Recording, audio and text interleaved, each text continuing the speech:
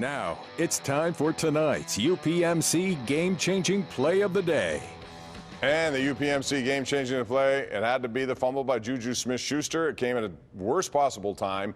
And yes, it was a nice defensive play, but that guy had been doing it all game long, and he had to know it was a possibility. He got to hold on to the ball. Yes, a good defensive play, but it was the game-changing play. As far as the Penguins, well, they changed things up quite a bit last night.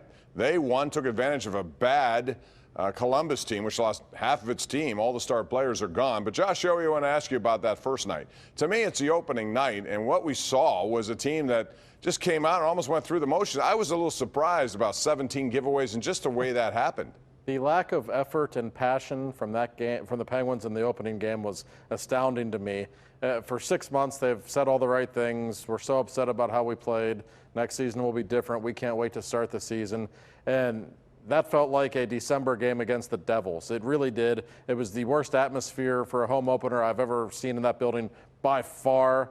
The crowd was booing the Penguins in the third period, which I can tell you has happened in that building 3 or 4 times in 10 years, and deservedly so. So they showed up last night. I give them credit. They dominated, albeit a bad Columbus team. But these Penguins can be maddening, Bob. The fact of the matter is they're an incredibly difficult group to coach. They kind of show up when they want to. I think that's pretty clear.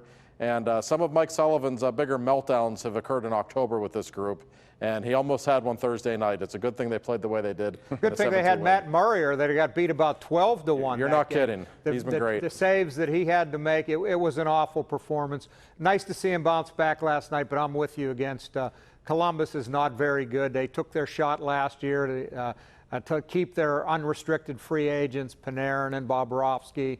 And Duchesne, and they let them go, and now they're a shell of themselves. So it's a nice win. They all count as 2 points, but I'm not going to get overly excited by one win like that. Yeah, Josh is right. I was there, too, and the crowd was booing so loud during that power play. I thought they were running the Wildcat. But when I see the injury to Malkin disrupt for however long he's out, the attempt to figure out who plays best with whom, that was a big thing for me coming into this start of the year for the Penguins, was getting off to a fast start, not just in terms of point total for the sake of getting the points, but this is a team that I don't think realized it was in playoff trouble until about game 78 last year.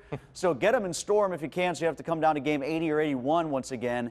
And I also wanted to see the cohesion, like figure out who Tanev plays best with, figure out who Cahoon plays best with. Is Hornquist ready to go back up with Sid? Do they have to go to Simone? Things like you were talking about before, Josh. I really wanted to see October be kind to this team, so hopefully Malkin gets back in a hurry. Well, yeah, and they really can't afford to lose him for the long term. And I will say this, as bad as they were opening night, I thought he was their best player. And just watching him in training camp, it is very clear to me how motivated Evgeny Malkin is to have a bounce-back season. He was bad last year for his standards. We all know that. He had a marvelous camp. I think he's poised to have a huge season. Don't know how serious the injury is yet. I think we'll know a lot more tomorrow morning. But the Penguins, they might have some more depth than they've had in the last couple of years. They're not built to go on a big winning streak without Evgeny Malkin. They really need him. They need their stars to be stars. They need Sid to play. I didn't think Sid was even on the ice the opening game. I didn't notice him. They need him to be great, Malkin to be great, Letang to be great, Murray to be great. I don't think any of the four. They need them all. I appreciate the effort. They don't need him fighting either. Well, no, but that's sure. You got Malkin coming out and ripping him after the game, which I liked, and then had Crosby doing what he did last night. We were due for a break. That's good to see from 2 leaders on this team, at least after 2 games. When we come back, we'll talk about Pitt. A crazy night. How good are they? Where are they going next?